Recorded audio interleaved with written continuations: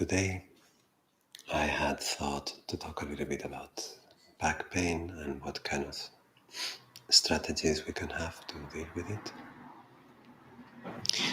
And it's funny because I was thinking of all that I have learned from having back pain over the years. If you have come, the last decade or so, a couple of times I've had a relationship with my back. And I was thinking about what I'm going to say, about how I'm going to approach it, and I was thinking I've learned so much from this. I've learned so much from having pain and from dealing with it, seeing to which point I can work with it, and seeing to which point I have to learn how to accept the remains. And it's interesting because sometimes the more you know about something, the more difficult it is to find where to start. So I was thinking, what is the starting point when I'm dealing with pain? Not just the back, any pain. If I'm having an injury or if I'm having the flu. And I guess the starting point must be the relationship that we have with pain itself. At least that's for me. I think when we feel pain, the initial reaction is let's get rid of it. Actually, no. The initial reaction is fear. And the secondary reaction is let's eliminate the cause of fear. So I find that meditation, I always go back to the same thing. It's the place where you can recycle or transform or find a different angle to pain. And this is very useful because it's very difficult to work with something that you hate. It's very difficult to understand something that you only want to get rid of. And also the truth is that pain is a great teacher. It's a great teacher about impermanence. It's a great teacher about the human limitations as well. And it's also a great teacher about transcendence, about even though something seems difficult to work with or overcome, that incredible malleability of the human body and that incredible cooperative capacity between the body and the mind towards healing. Not endless, we are mortal, but we can do a lot. And I feel like in meditation is where you start your journey. When I'm injured, when I'm in pain,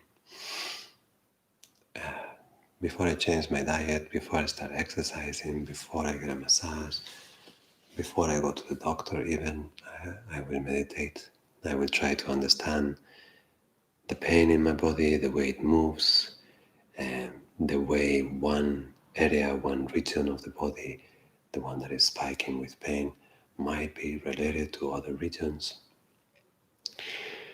And my predisposition to fear, to fragility, my predisposition to how do I find happiness in the midst of adversity? Not by solving the adversity, but is there any room for me to be content within an episode of pain?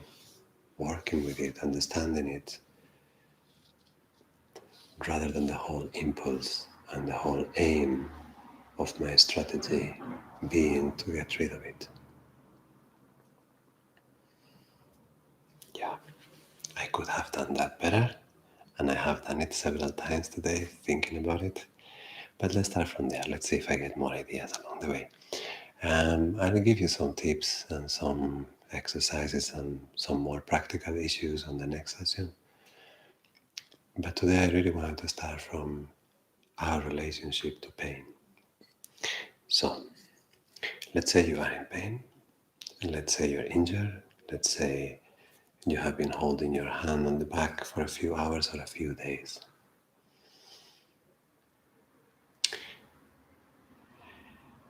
Find a comfortable position. My go-to would be a Shavasana, laying down, arms open, legs relaxed, shoulders open. If you're having pain in the back, maybe being stretched on the floor is hurting. So you can put cushions under your knees, or you can also do this. If you have a sofa or a chair, this is quite a low one. If you have a bigger one, your legs would be a little higher. But something like this, where your knees are bent and your legs are a little higher, that when you're having acute back pain can be the most comfortable position. Some other times, if you're having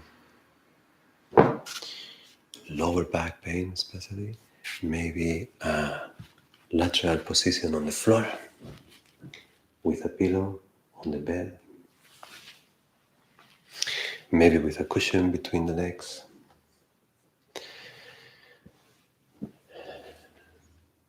And of course, if the pain is not very acute, if it is only discomfort, if it is stiffness, if it is the beginning of kind of that nagging, pulling, but it doesn't immobilize you, then maybe, especially if you're already a meditator, maybe your position to work is sitting posture. Today for talking I will be sitting.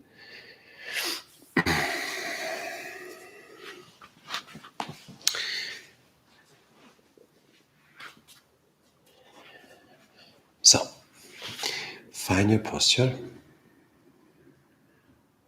laying down on your back, laying down on the side, or laying down on your bum, sitting up.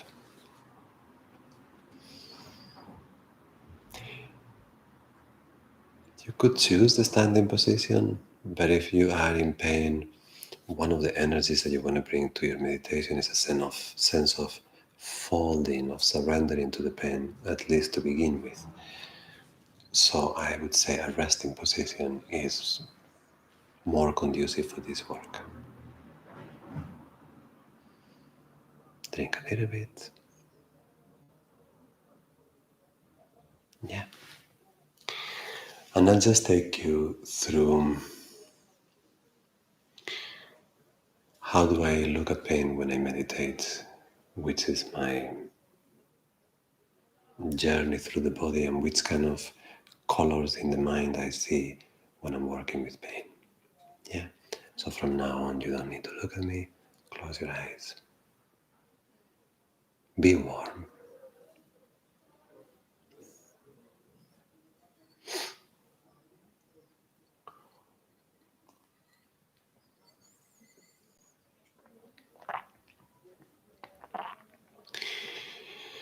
So whichever is your problem at the moment, the first step for me is always, what if this would stay forever?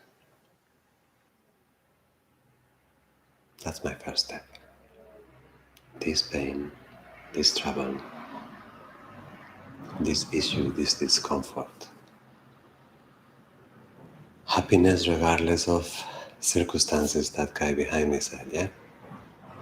What if this pain would last forever? Could I find happiness here?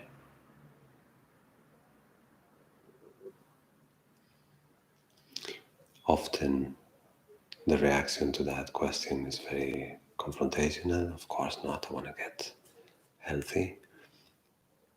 But you really have to consider that scenario. You really have to consider a surrender to your own possible inability to solve the problem.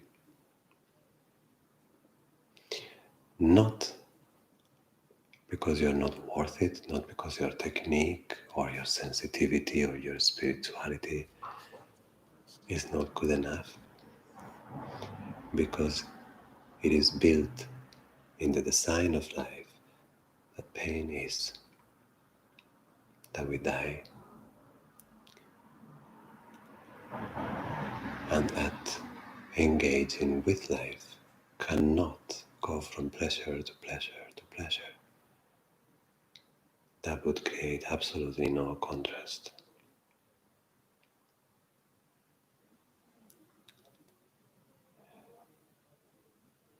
So through the surrender to pain, one really understands that pain is necessary. Not just a mild, maybe pain is not the enemy. It's beyond that. Pain is necessary.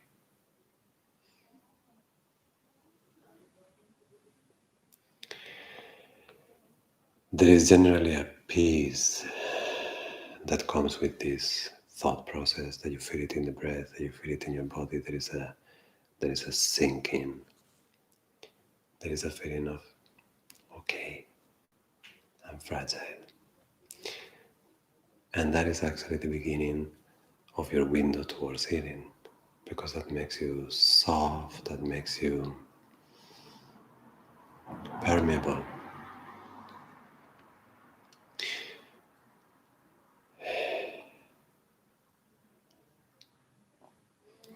The next thought, or the next step, once I have come to terms with the fact that this is, it's not forever, maybe, but it's not wrong, it's not bad, it's not the enemy, it just is. Resting on that isness, the next step is, I want to know you. I want to feel you. I want to understand you. I want to make sure that I embrace the fact that you, pain, are part of me now. I want to find a feeling towards the pain where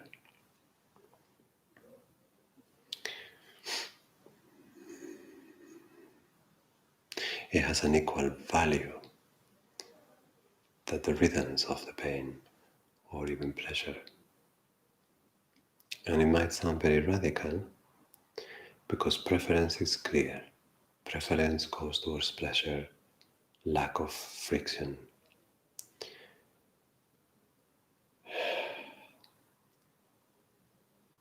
But you can like or appreciate or include or embrace something that you don't prefer equally as something that you prefer because you understand its value.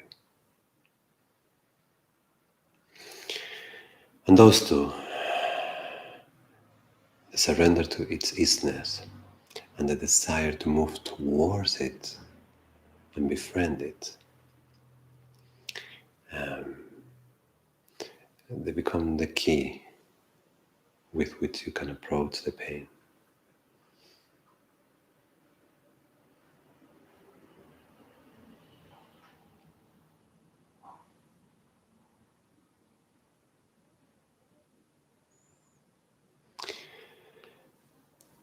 Besides looking for the next thing to say, the reason why I leave space is because this kind of work in meditation is not right away.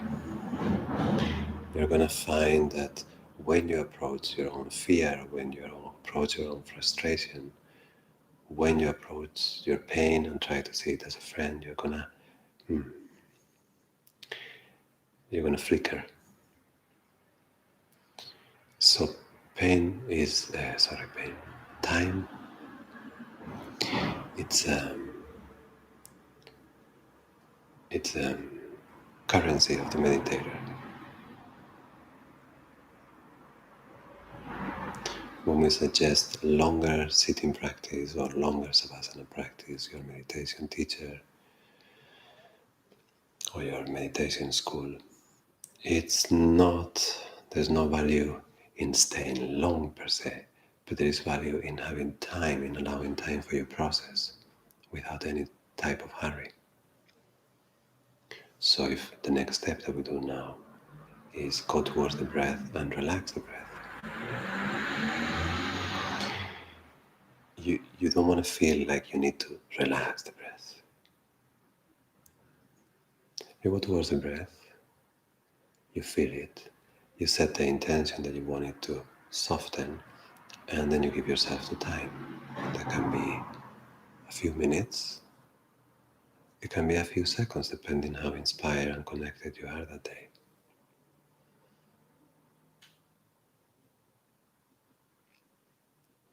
From a position of surrender, we move towards the pain, we start to feel the region in the body, and simultaneously we let the breath sink. Like we always say, remember the falling of those exhalations, the end of those exhalations heavy. The aim is none other than make your body permeable, make your mind non-grasping, as fluid as possible.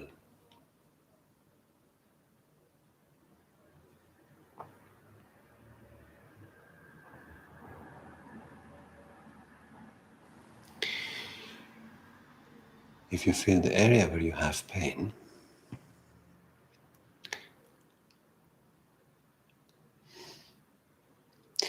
can you distinguish only one pain? Like I can pick up this glass, yeah? One. In that area there is one thing, and that is pain. Or that word, pain, it's an umbrella under which maybe you can feel more than one thing. So when you go to that area in the body, could be close to the spine, could be close to the hip, could be close to your shoulder. Pain. What do you feel inside the pain?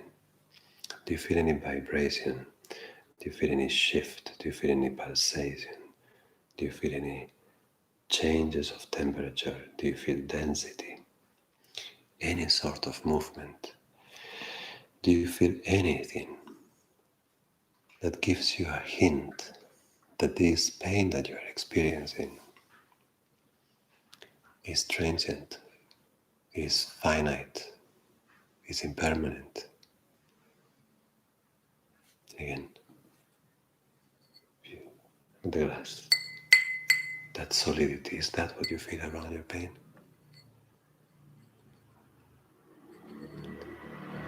Or as life that we are? Do you feel evolution in the pain? Any type of evolution, even at times feeling the pain getting worse?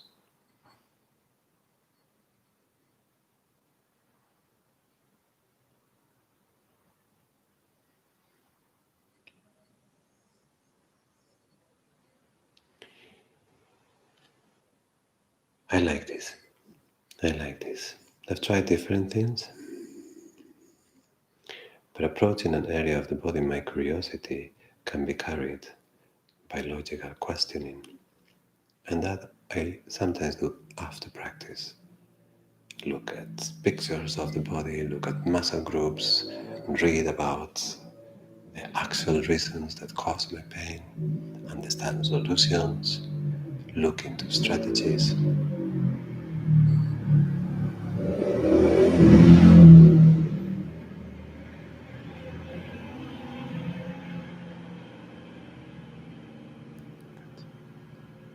Motorbike and track past. But in the practice, I try to express my curiosity and my desire to know something as non-verbally as possible. So when it comes to a physical sensation that is very overwhelming, very intense, very much in your face. I prefer to express my curiosity trying to investigate its movement. Look, if you're listening to me, it's because you're listening to my movement, in this case, my words, even the movement of the internet in the wires. If you are looking at a movie, at a sunset, you are looking at the forest. It doesn't matter what you're looking at. What you're looking is at change. You would never look to a white wall that doesn't give you any contrast over time. Your interest goes always towards seeing a process, towards seeing the development of a story. So when you approach that area of your body, look for that. How is it changing? Where is it moving? With which speed? Affecting which areas? And now put the two of them together. You're relaxing your breath. You're surrendering to the process without thinking about a solution. You are so involved in the observation that being successful at the end is irrelevant at this point, because you are completely contained in now.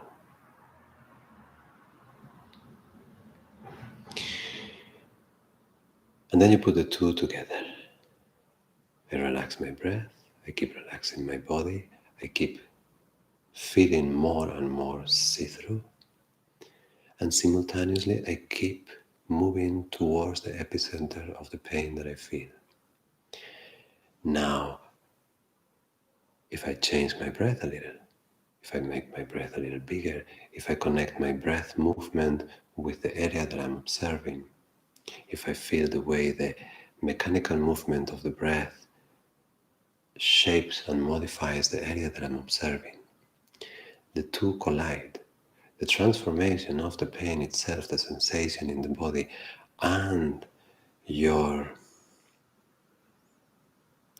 resting on your breathing participatorily, they meet and they start to talk.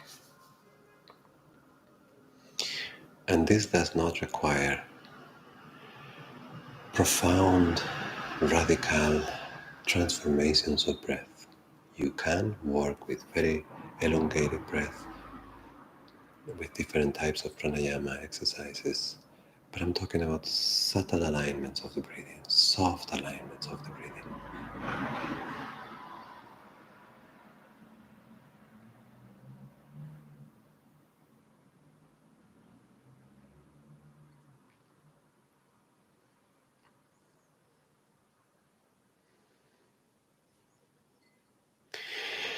At this point, what's the time? 20 minutes.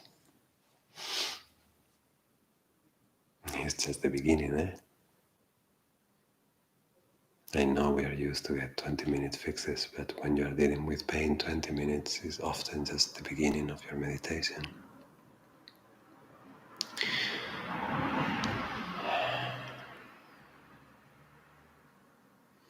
But at this point, you've seen all I have said. It is not possible that you have seen anything in your body for 20 minutes and you haven't seen it changed. And if you're aware of your breathing, by now you have also seen how your participation on the breath affects the way you experience everything else. Now, from this calm vantage point, you can also see another thing. You can see that what I explained you in the beginning, the fear for the pain to not go away, the fear of having to deal with the experience of pain without being able to get rid of it, that creates another layer of pain. More subtle and maybe less clear to see, but you're going to have that secondary story around your pain. Will I walk again? What will... Think of yoga teachers that are in pain. Or what will I do tomorrow? Or sports people, how can I surf tomorrow? You have to maybe take off from work. Maybe you're ashamed that your neighbor will see you limping. Maybe you feel guilty. You're a spiritual person and you think, why me? Why do I have pain? I should have taken care of myself better. It doesn't matter. You will express it in your own way. But there is the physical experience of pain, raw, without any more than that. And then there is this psychological layer that we put around it. Now, that psychological layer that we started addressing in the beginning, now in this point of your meditation, you can actually feel it. You can feel it.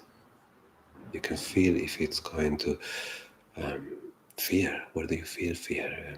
Holding on to your diaphragm, maybe tightening your chest. Maybe you feel like a little choked on the throat. Maybe you feel your jaws biting. Maybe you feel tension that is not due to the pain growing around the area. Let's say you have pain in the back and you start feeling your hips holding. That is the cocoon of pain, I would say. Raw pain without a psychological resistance to it changes quicker.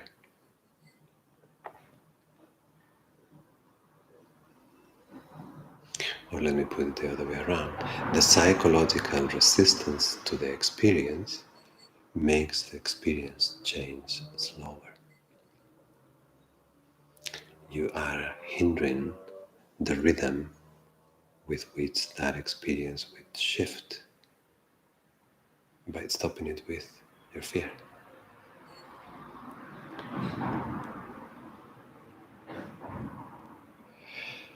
So that would be my next chapter if I'm practicing with pain, if I'm meditating with pain.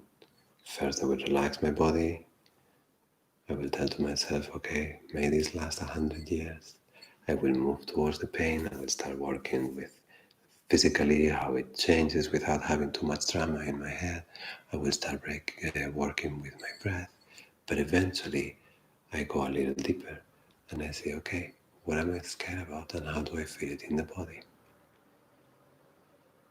Is there any way to escape this fear? No, there isn't. There isn't, because the fear of pain, it's the fear of all pain. It comes with us. We're scared of dying, we're scared of suffering, we're scared of losing.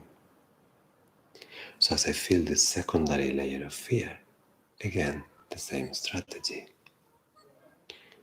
Don't reject it, don't push it, don't resent it.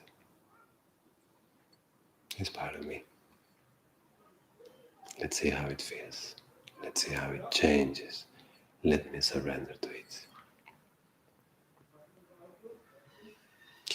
Now, this is maybe an unusual way to look at pain and desire and fear, where the approach is come to me. But you have to understand that once the meditation finishes, our pull to do otherwise is so strong that the practice must be, let me soften my words. I like it to be deep. I like it. I don't know if you have to or you should, but if I'm going to be practicing, I'm going to always try to go to the core of that which I'm observing and look at it in as many perspectives panoramically possible, and then to the center.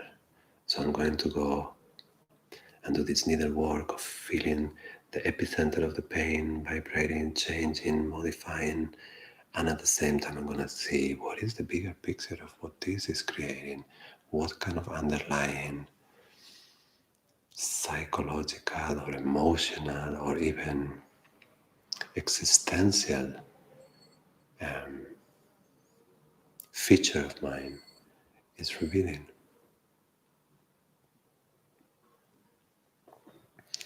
And I repeat, although now I'm using many words to explain because of the means. If you were present, probably I could just reduce the explanation by sitting in the same room. But when I practice, it can be non-verbal. Sometimes there are words and questions and sentences, but it can be non-verbal. You're looking for an experience, you carry an instinct, you're observing change, you don't need to think to observe change. You're opening, you're having the experience of surrender, you don't need to think for that. So you might have trigger sentences, trigger slogans, trigger affirmations, trigger questions, but beyond that, the observation can be non-verbal, without resourcing to discursive thinking as a tool, or at least as a constant tool.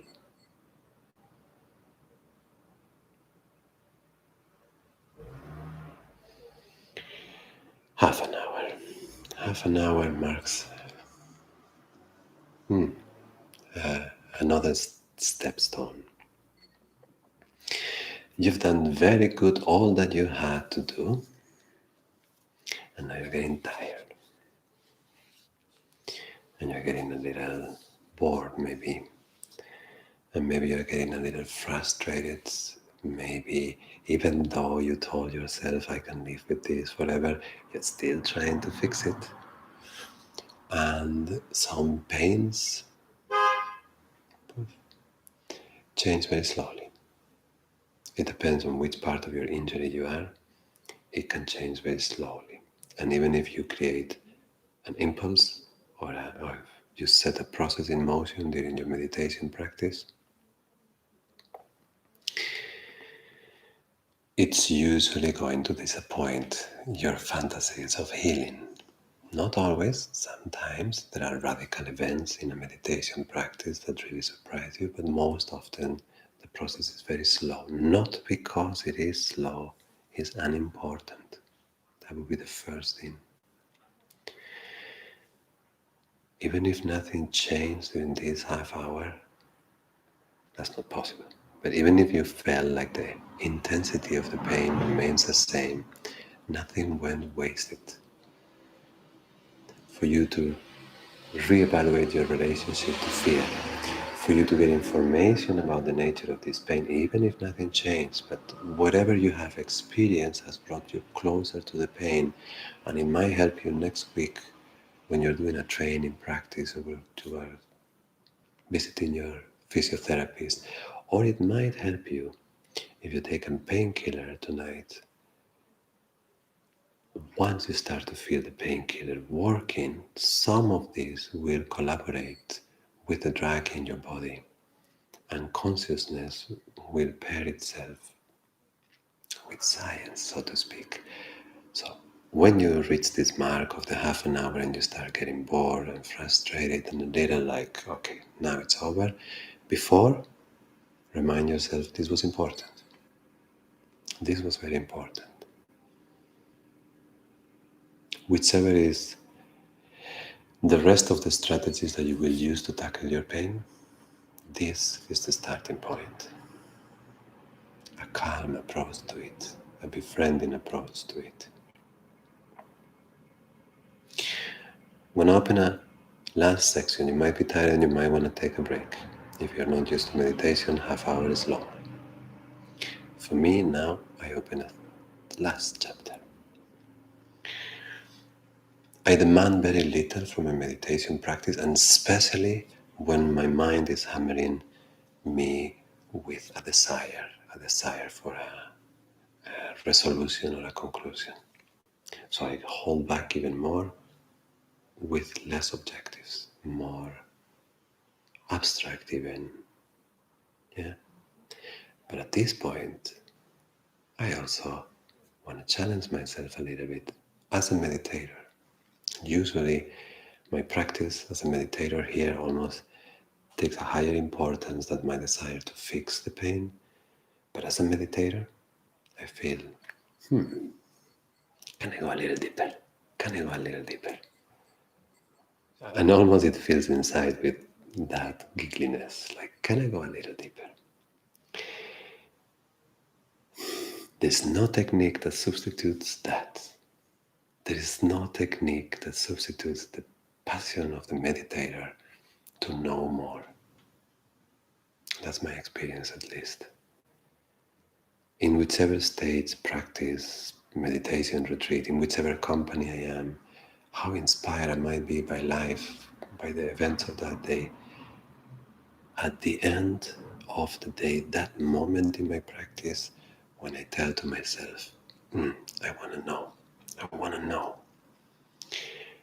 If I manage to translate that strong desire into a calm vehicle, if it gets very strong and very sharp and very pointy, sometimes it's like it burns and it's just too much energy of want, yeah?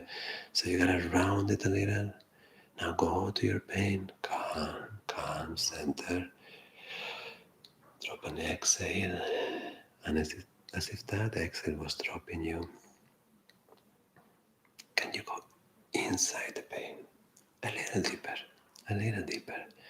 Can you hold under your gaze that sensation that is maybe at the core and is changing very little, that little vibration? If it's a spinal injury, you've been kind of dancing around the muscles around the spine. Do you feel like maybe you can move and feel the spine itself?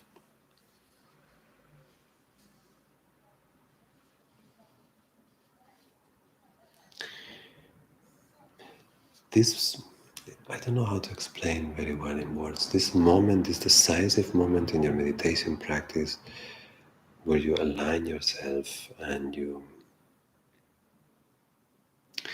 go for it. It's like a go for it in reverse, because going for it is like falling deeper in a way, saying yes to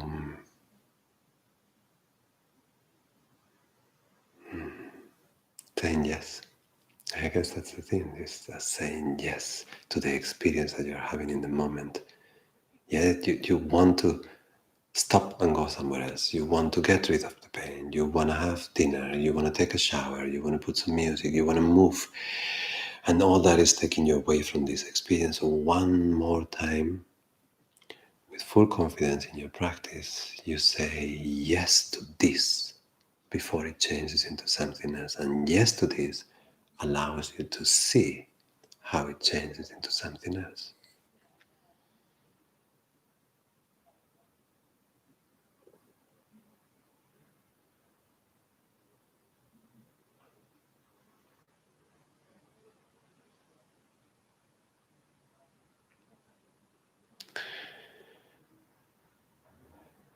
And then towards the end, I say thanks always. I did not do this in the beginning. I hated my injuries as much as you do. But currently, the ones that return, or even now, whichever new thing comes, I've learned so much from my injuries. I miss, like you, my 20-year-old body, but I'm learning so much from aging. I'm learning so much from the necessity to save energy, from the necessity to correct physical patterns or understand patterns that were hurting you, for straighten up when I'm sitting at the table that I hate it. And now I feel like, no, a straight back hurts less. I'm balanced on my hips. So all that maintenance, that caretaking to a decay in life, thanks. I know it feels like the poison of life. I don't know. It's very, very beautiful. In all its sadness, impermanence, it's very beautiful. Makes everything so unique, so special, so now. Even when you can't be standing.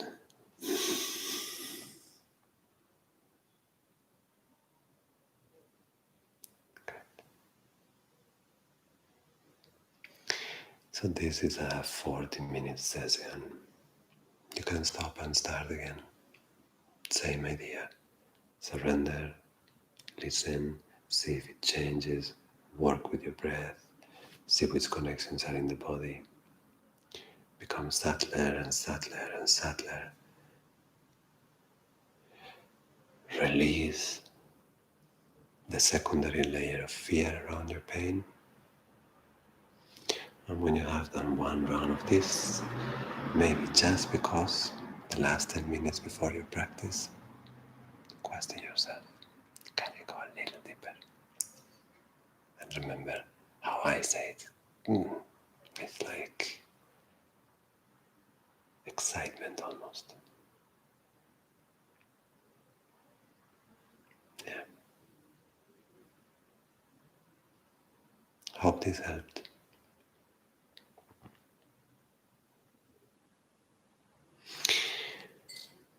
We'll do tips and tricks and exercises next time. Enjoy your evening.